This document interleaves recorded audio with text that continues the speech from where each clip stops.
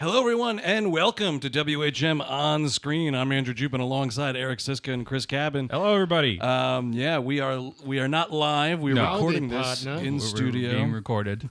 We are being recorded. Everything you do is being recorded. It's true. out there. That's right. We're going all right, by the way. We got 100 cameras in here. How many cameras? 100 cameras in here. 100 cameras. Much like the place in this movie. Oh, right. See, I was serving it up, baby. There you go. So now, Perfect segue. 100 cameras to talk about. That's right. M Night Shyamalan's Glass. I guess it's the, what do you want to call it? The completion of his superhero trilogy nobody cares about? Trilogy? In Question mark? the 3 hours since I've seen it, I've been calling it Unbreakable 3: Revenge of the Centrists. Oh, okay. Revenge of the Centrists. Now, explain that, I guess. Because the ending, I guess, are we doing spoilers? Yes, we're going to course we spoil are. it. We're Yeah. going to Okay. spoil the movie. So if you haven't seen the movie and you don't want it spoiled, do not watch this. Like, at the end of it, just so everybody's clear, Sarah Right. Paulson ends up being the main villain of this movie. Sort of, but she also is like working for this agency But she that's seems doing a thing. She seems to be a honcho. I don't know if she's got like a big name there or anything. But she's like reporting to this group of people that meets in a restaurant or whatever the fuck's going Which is the on. worst part about this movie is the restaurant stoppage. And they're just like, oh, now our secret society may begin. No, put 100 more flashbacks in there. Thank you, M Night.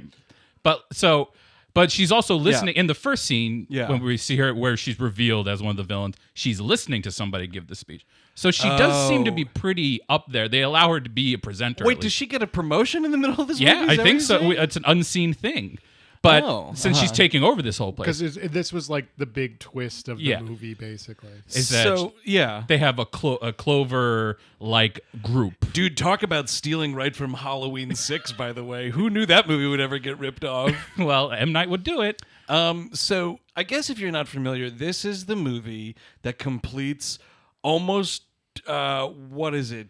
How many years? It's Almost like 20 years. 17. What? It's 17. 2000. Unbreakable was 2000. 2000. Yeah, so So this is what? 17 years in the making. This is 20. This is the year 2019. Oh well, but it was made in like 2017, 2018, I'd imagine.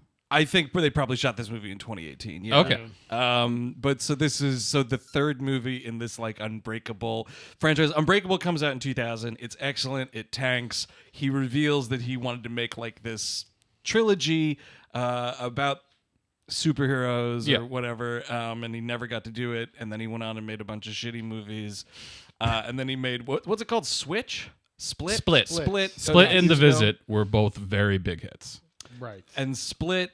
The twist of Split is it's in the Unbreakable world. Yes. Is the idea. Which it didn't need to be, really. No. But it's fine. It's fine. It's fine. But didn't it feel kind of tacked on? Like everybody was like, "Oh my God, it's Bruce Willis in that diner watching this thing." But to prepare for this, prepare for Glass, I got Glass fever. I went back and I watched both of them back to back. Oh. And it kind the Split thing makes sense in terms of the beast. Like you always have like a superhero or a supervillain who has the animal powers, right? Right, Like yeah. your Spider-Mans, or your Bitmans and whatnot. Beast, Yeah, the actual exactly. beast. That's closer. That's better. Literally a monster named Beast. Yeah. But it just, I see. I fucking fell for it though, because at the end of that movie, when it's Bruce Willis at that coffee shop or whatever, and I was like, "Oh, he's doing it! It's connected." How could you not be? This movie has been on the table for like 18. Because don't you remember after Unbreakable came out, like 5 months later, on a drunk rampage, somebody caught Bruce Willis on camera saying, Really? "Me and M Night doing Unbreakable 2, man. We're going to do it. We're ready. We're ready to go." Wait, he was wasted. You wasted and just telling Amazing. people he's doing the second movie. Do you think then M Night Shyamalan was like, "Oh no, Bruce, now we have to do this thing because you were caught on camera saying we're doing it. I don't have anything written." We're locked in, Bruce. There's no escape. I should say, I guess. I mean, this movie's taken a lot of heat. Sure. I didn't hate it. I was disappointed by it, I guess, because I've been waiting 20 years Yes. for this whole thing to happen. His movies are always way more interesting than they're good. Like I think Yeah. since like The Village, this has been true. Yeah. Like I'm like, there's a lot of stuff in here I think is like I'm not bored and I'm not like totally out of what the narrative is trying to build. Yeah. But like, I'm also like, you didn't have to do that. And all the talking, my God, the talking. I mean, he loves fucking dialogue, man. And the last like 15 to 20 minutes of this movie is Sarah Paulson being like, and here's everything you need to know. Like literally everything. Yeah. And on top of that, Samuel Jackson's superpower is talking as well. Yes. Basically, and the planning and all this stuff. Did you guys, now, I think we all liked Unbreakable. Oh, yeah. And it's actually, great. I should say, I went back and rewatched Unbreakable before I went to the trade screen of this. I saw this movie 2 or 3 weeks ago. Unbreakable is so, I mean, I always liked it. It's so much more of a better film than I remembered it being. Yes. I had no Yes. recollection of the fact that movie is basically like 10 or 15 really excellent long takes. Like the cinematography in that fucking movie is amazing, and they just like let these takes run, and he just is like kind of moving the camera and following people. I had no recollection that was like that at all. Well, that's the thing about, again, that's another thing with him. His movies are always looking good. Like, Yeah. I'm always following them. I mean, other than The Visit, but that was clearly on purpose. Well, because that's Handheld. I did It's not Found see, footage. movie. Yeah. I did not see The Visit. That's where they go to Grandma's house, And they go crazy. and it's like Hansel and Gretel. yeah, something like that. Han and Gret, dude. Han and Gretel. So we talked about Unbreakable. Split. Where do people sit on Split? Because I rewatched it. I liked it when it came out, and I actually still like it. Yeah. I know people don't like it. Steve Sadak, who's not with us anymore, he's passed He's away. passed away. Oh, he's long dead. no, he's Dude, just- twist ending, he's long dead. He's just not. He's not here right now. It's a voice He- I've been doing. He just yes. That character you invented, Chris, does not like Split. So I just No. want to put that out there. I want to see if there's a Split in We Hate Movies. I'm fine with Split. I don't remember a thing about it. I went into this and I was kind of like, I have like 3 scenes in my head, Right. and including the last one with the big, the bars and everything. Sure. Right. But like, other than that, nothing stuck. Yeah, I mean, I saw it when it came out. I think when it came out on video, maybe, and I liked it. I remember just thinking, like, holy shit, did I like an M Night Shyamalan movie? I can't remember the last time that happened. I didn't see that Grandma's House movie. It's pretty good. What's it called? Grandma's Boy? yeah, Yeah. exactly. And Yes. it's Oh, the about- Jamie Lee Curtis movie. Oh no, that's Mother's No, Boys. this is oh my god, this is like third tier Adam Sandler background. Oh, guy. Grandma's Boy was Yeah. that's the joke. I Oh, was yeah, making. yeah, Remember the yeah, Happy yeah, Madison yeah, with yes. like the dude Alan something. Yeah, who's Alan always just like Coyer, Yeah. he's in the Kramer, background to or- make an obnoxious gay joke in an Adam Sandler movie, and then we'll leave. I think Jonah Hill might be in it. Oh, that's possible. Possible? I don't know. No, but I was making a bad joke. The film's name is The Visit, The Visit, which I The did Visit. not see. The But yeah, I was Visit. fine with it. I thought McAvoy was fucking awesome in Yes. that movie. It's hard to juggle stuff like that, and I guess like you could also, be a little cynical and kind of laugh at it, maybe because it is kind of silly, but. Whatever. It's He's- a little science fiction horror movie. He's always been a little pulpy. You don't come into these movies without expectation of a little pulp. What I didn't expect out of Glass, though, and this is one of the reasons I think it's overall a disappointment, is I would say like 75% of this movie is Sam Jackson being comatose, That's a problem. That's a huge problem. because he is one of the reasons why Unbreakable is so fucking I mean, awesome. this is called Glass. yeah. I mean, yeah, you're right. You're And right. we feels like we spend more time with his mother, who I don't know if you guys heard this controversy that she is actually younger than Samuel L. Jackson. Oh, really? She's Right. 5 years. The actress is 5 years younger than Yeah. Samuel L. Jackson, proving once and for all that in Hollywood, once you're an actress and you reach a certain Yeah. age, you've got one role. It's the And that's- stupidest shit in the world. Yeah. I mean, this felt more to me like Split 2 than Yeah, anything well, else. Right. Like I that- was actually shocked to see the girl from Split come back because I thought they were going to just like Anna Taylor-Joy. Yeah, think I her thought name they is. were Who's gonna great move on from The Witch. Yeah, she was good in And from Split. fucking Thoroughbreds. Thoroughbreds We were also. talking about Thoroughbreds the other day. Thoroughbreds is very good. Yeah, well, actually, that's what I thought was kind of cool. Because, the one thing that's weird is, I mean, they bring all those actors back. Like, the guy, he's a grown man now, who plays Bruce Willis's son in Yep. Unbreakable. It's the same guy. Right. Yeah, it's the same woman that played the mother in Unbreakable. And Robin Wright's ghost plays the ghost of the mother. well, that's a real like, we can't get her back. Well, let's try cancer. that is a screenplay cure-all when you make a movie 20 years later. And that was a huge disappointment for me because I was like, the problem here is that David Dunn has like nothing to do. Exactly. Yeah. Because now we're focusing on these side characters who sit around and just like tell us exposition and like in the end fight. And they're just click sitting on there computers. Clickety Oh clack. my God! Yes, they click on computers, and then in the final confrontation, which it's built up to be at this unveiling of a tower, and it's going to be this big thing. And I understand this entire series is like superhero subversion of those tropes, so we're not going to end it there. And I understand that's the point, but it just felt like such a letdown. And it's like you got these two figures fighting. You got the Unbreakable Man versus the Horde, which I don't know. I'm not crazy about the Horde as a name. The Beast is fine, honestly. Beast is better.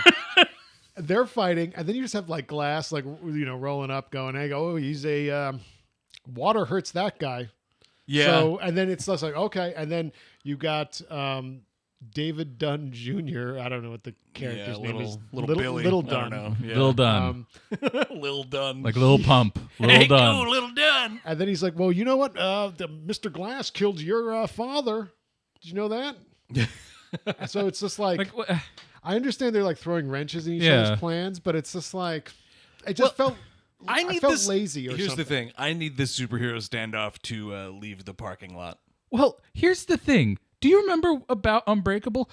There's not that much talk. Yeah. It's a pretty sparse movie. Mm-hmm. That you got to bring that back because, like, I don't know if you had the same thing.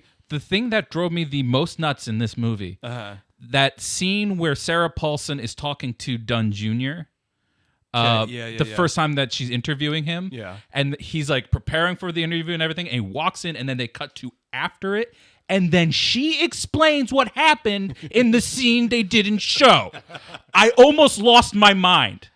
I was like, what the fuck are you doing? Why would you do that? And this whole cell, they have the Unbreakable Man in. I'm going to keep calling him because it's stupid. What is he called? The fucking night the watchman? the overseer. Overseer or the Green Guard. Green Guard. There's great moments at the start of the film where he's actually playing that role. That's and the best part of the fighting movie people. is he's just being a little fucking Avenger guy going around, and his son's like running the command center. And I was like, all right, this is cool. Just do that. Do your inverse Batman movie and just continue down that thread, and you have him hunting villains instead of being ensnared in this psychiatric institute, which it's a twist at the end that they're like those superpowers are real. Like they're trying to convince them that it's fake. Right. Yet they go to the painstaking detail of to have Bruce Willis's cell like spray water on him, which is actually poorly framed at the start of it. I was like, what is going on? Wait, is there water in that cell? I just feel like it's insane. If you're trying to prove to someone that they are not a superhero and they are not water is not their kryptonite, right? Why would you like redo the plumbing on everything? Yeah, why would you do Would you it? just have coffee in the rec room? I mean, I guess the whole thing is like because they know that it's real. Like she knows that they're actually superheroes. Yeah. So, but you're totally right though. Like if this is all, I mean, I guess it's also like you could justify it as like, well, it's in their head, so they would still be affected by it or whatever. I guess, but like the fact that some random institute's going to take you in off the street and then build a room for you just seems like a stretch. Does anybody know if he's Scientology or not? Who? M. Night. Oh, I don't think so. No, you don't think so? No, Okay, not at because all. like He's from Philadelphia. but like they got reach. They're not limited to L.A. I don't know. I think the I've never cheesesteak repels them, I think. Pushes it back. It's just because like I got a very strong therapy is the devil vibe from this movie too. Because like essentially like that's what makes them weak is trying to Therapy? get like treatment. Like that's what being fooled is treatment. Like yeah, but you know what, dude? I think the problem is you're trying to assume that an M Night Shyamalan movie is saying something. That's a great point. And it's not. definitely saying don't push away because it is. It's about masculinity and like how men react to comic book movies. That's what I got the whole point. Like if you read comic books too much, you think you could be part of them. Yeah, well, like James McAvoy, essentially, like all those characters are versions of like a snot-nosed kid and a big tough guy, and then the Beast, an actual violent person. Like it's because he believes in those powers that he wants to do things, and he got that from comic books. Right. So like I feel like that's them fighting over what that will be. Like masculinity. What can like and the ending with well, like Splits, the Horde's like big weakness is his name from childhood, Yes. which is a way to emasculate him. yeah, play and off of it. what helps him is physical contact and being treated like, physical love and stuff like that. What was his name? William Randolph Hearst? Yeah, dude, he does have 3 names Philip like Baker an Hall? assassin. Yeah, I don't know. It's John Wayne Gacy. I knew it was in. Oh my God, Kendall something. Oh, I don't know. Yeah, a Kendall Jackson. Oh, that's a Yeah, shitty wine. Kendall Jenner, is that someone? That's a person. That is a person. Yeah, I don't That's know. his name. I mean, yeah, I don't want to go on a rant here, but I do think it's trying to say something about those things. Well, No, maybe I it's saying think you're something right. about that. I don't think it's saying anything about like psychiatric help is evil. It's not.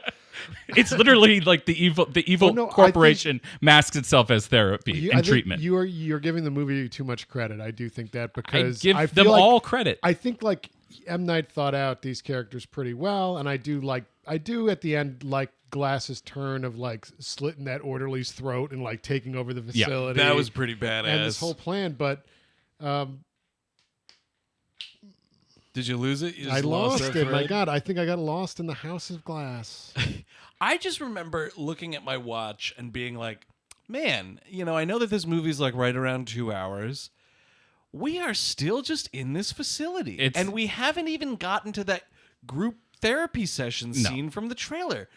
What is going on? And so much of the movie is them not even interacting. It's because they're all kept in separate rooms, and there's so many instances of like an orderly keeps a door open for too long, and someone being like Bruce Willis or McAvoy like looking like, who's that in that room? Hey, who's that guy? And then there's like the door getting closed, like the end of The Godfather. Yeah. Gee, this door has been magically opened for the 4th time.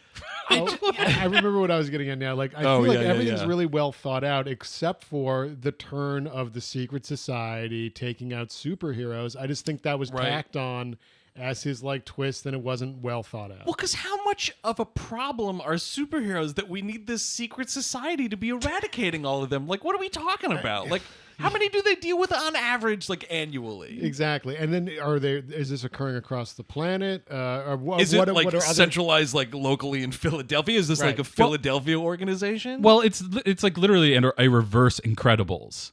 Like the whole point of the evil organization is to keep everybody normal. Right. Like it doesn't want any pop-ups anywhere. Whereas like the guy in Incredibles wanted everybody to be super, so then nobody wouldn't be. Right. Oh, yeah.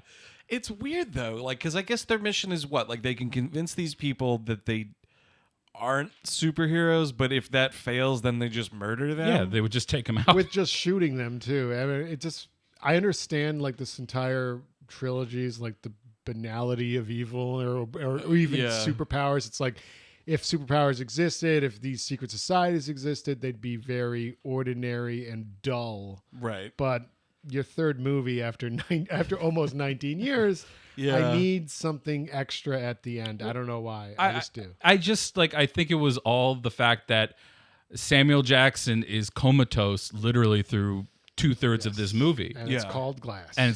And when he comes in, all of a sudden it's a live wire. Sure. Like, all of a sudden I love the movie. But like up until then, I'm going in and out of the whole thing. And also what's obnoxious to me is like the twist also is that by the end of the movie, those 3 characters are dead.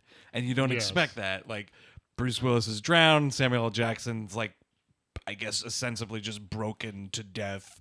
And then, like, what happens to the beast? He's Does he He get gets murdered? shot. He gets by, shot like, in a the stomach. sniper. Like a That's sniper right. just shoots him. Yeah, that's right. And It bleeds I out. do appreciate the finality of it. Like, if we're subverting superhero movies, we're not going to do what Marvel's doing, even though we pretty much have the time span of that now. But, Right. But we're not going to set up sequels after sequels after sequels, and I appreciate that. But it's just weird to kill all three characters pretty quickly. Pretty quickly. in And then succession. also, it's weird that the movie, the actual finale is they upload a video to YouTube. The YouTube bookends this movie. We Yeah. start with people filming punch videos, which, by the way, The knockout game. yes, Oh, right. Which we love to pretend that the knockout game is real. It's just a rash. It's been everywhere. it's actually coming soon to this YouTube channel. We will be punching people on the street. It's also in Australia, folks. It's everywhere.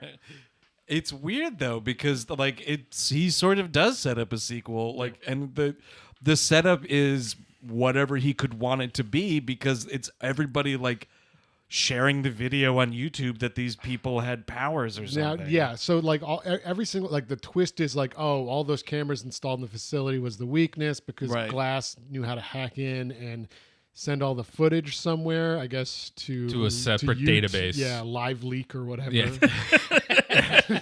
I think fucking WikiLeaks had something Yeah, yeah. involved, dude.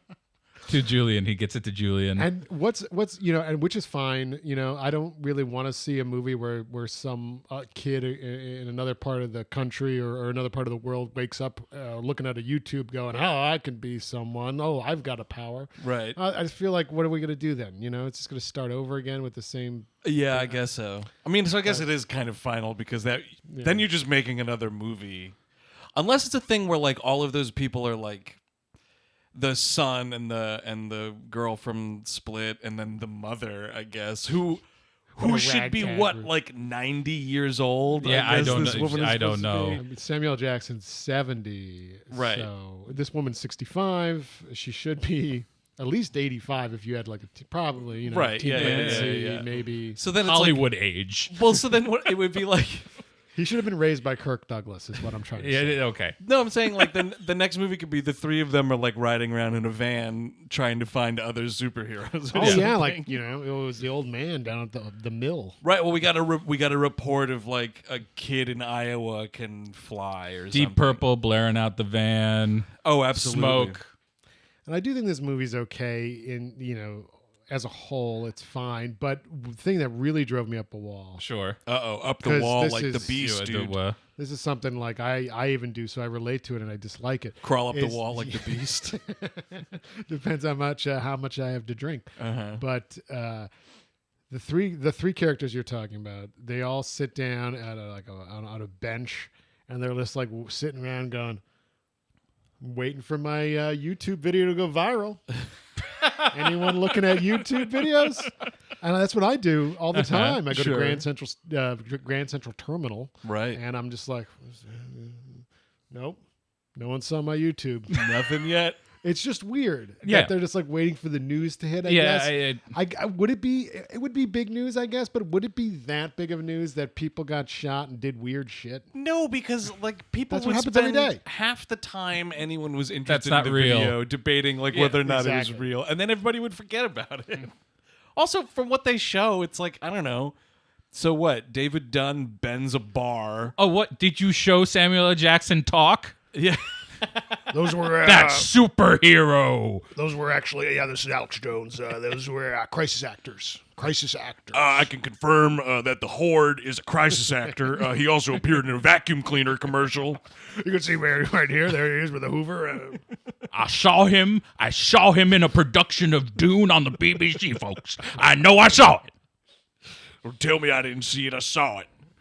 Yeah, I don't know. I just feel overall it was a total letdown. That's what it sucks because it's like a lot of people are claiming it's terrible. I don't think it's terrible. No, It's I just, don't think so at It's all. just a huge disappointment. Yes. It's actually my favorite of his in a while, though. really Because I will remember this movie. okay. What, I didn't like Split. I'm telling you, like literally 2 hours later. Go back to Split. Go back to Split. Like 2 hours later, I didn't remember the movie. And this one, like I'm still thinking about it, and like Yeah. I have ideas that came from it. Sure.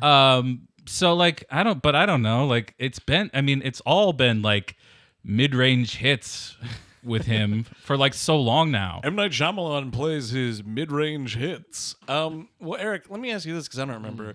In Split, is there like some detective who's cold on the trail of the beast or something? Like his therapist suspects it. It's always like, lady, call the police. This guy's not right. But Right. he keeps on like emailing her in the middle of the night, like I need to see you immediately, like the emergency session. Oh, and then yeah. the next day he's just like, oh, it's fine. No. Yeah, all right, I kind of and remember that now. That kind of keeps happening until inevitably he murders her. Oh, is that played by anyone? That character? It is, but I forget who. Yeah, I forget who. I saw it a few days ago. So God, I can't remember. I can't believe I'm forgetting her name. The girl from Columbus. Haley something. Oh, yeah. Okay, she's the therapist. She's one of the other girls. So from Columbus. So she traveled the ocean blue. Yes, in 1492. She did indeed. She's Eric. that old. Yes, You are an idiot. it's just Haley Lou Richardson. I think yes, her yes, name. yes. That sounds or right. Richards, maybe. Yeah, that sounds right though. And like but actually it is. It's her. And she's a corpse in it because she was on Columbus's ship. Oh. She's dust. She should have played Samuel Jackson's mother. You know what I appreciated? Speaking of actors playing the same characters, M. Night Shyamalan reprising his role as dude selling drugs at football stadium. Yeah, he's also in Split too, as this same guy. Oh, is he? Yeah. No It's way. I gotta forget what it even was. Is he still slinging then? No, it's just like he's working as like a digital company, some crap. It's supposed to be the same security. guy though? Yeah, it's supposed. I read on Wikipedia that it was like, oh, it's supposed to be the same guy throughout all of it. Well, because in this movie, he's definitely like, didn't you used to work at the football stadium? I'm gonna cry bullshit on that too, because I mean, 15 years, you're remembering a security guard? Yeah, totally. That mildly inconvenienced you. Maybe if he got arrested, Right. okay, but Yeah. no. It's so weird because he's just got this thing where he's like, yeah, I used to run with a really bad crowd back then. Also, he's aged 15 years. Bruce Willis isn't a fucking spring chicken like he was in 2000. Jesus, let your dad take a walk. Which is probably the line of the film for me. That was a good one. The I know who you are thing I don't like. If it was just a thing where it was Bruce Willis going around doing his Green Avenger, whatever the fuck he's calling, overseer, like, that's what I was hoping the movie was going to be. And I guess I got subverted like he wanted me to. But, like, man, I just wanted that fucking movie. I feel like because Split was such a big hit and was like the big return hit for him. Yeah. Like to a degree, you kind of have to move in that direction. So it is just Split 2. And you get to finally close this story that you've been hanging open for over a decade now. Right, and that's the thing is it feels way more like a sequel to Split than it does a sequel to Unbreakable because McAvoy has so much more screen time than Sam Jackson or Bruce Willis. I also feel like Bruce Willis is barely in the movie. That was like a week maybe, tops. No, you think just a week he was filming that movie? Think of how many scenes he's actually in. It's not much. Yeah, I don't know. It's just like he weighs in the beginning and the end, but in the middle there, it's all McAvoy. Gone for a whole movie of him just throwing YouTubers onto the walls. Yes, yes, exactly. Just him just killing all fucking these kids. chucking people. He gets Logan Paul. Oh yeah. Oh, that's his mission. That's what he's got to do. That's the end mission. Right, or maybe like. Or Glass gets him and like tricks him to kill himself in the suicide forest. Oh, that would be that's something. possible. Yeah, that'd be great. Yeah. He just talks him into it. Maybe they all unite. Even the Horde gets in on this to try to take out the Paul brothers. Well, that's I think my favorite sequence of the movie is when he follows those kids that do the knockout game, and he fucking just walks into their house and they're like playing like PlayStation or whatever. And it's like, hey, who the fuck is in my house, man? Like they're acting all tough. And then you just see that dude get thrown against the wall. I love it. It's fucking badass. And I'm like, all right, man, maybe the answer then is like maybe it's a quadrilogy. Yes. And you have this Overseer movie that I've been wanting since 2000. and then you loop it into. Do you think they're going to do Split. prequels? Maybe they could do that. Oh. Well, I'll Do a tell movie you between- is because they make a point of like you see the light go out of Samuel L. Jackson's eyes. You see the light go out of James McAvoy's you see the eye. 21 You grams don't leave. you don't see the light go out of Bruce Willis's eyes. Oh, really? Oh, is that right? Yeah, he's just drowned and like they drag the body away. Oh. And like if that fear thing that he had suddenly went away because of the treatment, Right. he might be living again. Yeah, that would be So kinda they cool. could do something, but like I don't think that's what's going to happen. You're a But the- David Dunn truther, dude. I am. Well, I mean, the bummer of that, though, if that's the case, is like, I don't want David Dunn without Mr. Glass. Like, that's why that movie's so awesome, is the way they play off each other and, like, David Dunn's, hesitation about, like, believing, Mr. Glass and everything, and he thinks he's full of shit, and he's like, stay away from my kid and all that stuff. And again, it's a great family drama. Him and Robin Wright are great You guys in that are movie. awesome. convincing me they should have cut down James McAvoy by a lot. Yeah. And made him be yeah. like just a random antagonist that Glass unleashes. Maybe he's fully beast now. Like that's his only personality. All that's left is the It's beast. consumed everything. It's only the beast. Yeah. And just Glass like unleashes him onto Unbreakable Man. Yeah. And it's just like a doomsday or something. And it's just That's kind It'd of be what I wanted this way movie. more Yeah. effective. It would have Yeah. been if he just like he's doing it and he reads a file. It's like, oh, who is this? And then it's a surprise that it's fucking. Oh, I opened it up and he just leaps out. Exactly. Right, exactly. oh well. So a lot of people were saying, like, this is like, this is such a disappointment. M. Night's career is over with. No. Please, it no, survived much worse. Yeah, you're totally right. Also, kids, remember at home, the foreign box office now matters quite a bit, and it's a hit. Oh, big time? Overseas, it's doing quite well. Is it doing bad here? I think it's It's just doing a critical, okay It's here. just a critical It's failure. it was some I think like Karen Hahn, a few other critics have stuck up for it. Oh, I think really? David Sims likes it. Uh-huh. But like and there's like I said, I think it's his most memorable movie at the very least, probably since The Village. Ooh. The I would Village, say. memorable in a bad way. But it looks I need to great. Go back. I need to go back to The Village because I remember I haven't seen it since the theater, and I was just like, ugh. That's Chris Doyle cinematography, my friend. Yeah. And that's a nice little treat. Right. It's a good-looking, totally infuriating movie. What's Chris Doyle up to these days? Isn't he like isn't he like directing? He stuff? directed his own movie. I don't think he's I mean, he might be shooting Carwai's new thing, maybe, because they work together all the Right, time. Yeah. And he's doing a miniseries for Amazon, I think. Wong Kar-wai is doing a A miniseries for huge, Amazon? like, old, like, dynasty stuff. The Bezo family tree. Yes. That is WHM on screen for Glass. For more content like this, stay tuned to this YouTube channel. Subscribe, click that little bell thing to make sure you get the notifications. And until next time, Thumb it up. What's that? Thumb it up. Oh, and also thumb it That's up. like. Is that like? Is thumbing it up? Thumbing, like? I guess. Thumb it. Yeah. Thumb So, it. tell your friends. Whatever. And if you happen to just come across this, we have a podcast that's audio. Right. So go to WHMpodcast.com or find We Hate Movies wherever podcasts are. iTunes, Yeah. Yeah, Spotify. Wherever you get it, we're on all of it. All of so until next time, I'm Andrew Jupin. Chris Cabin. Eric Siska. Take it easy.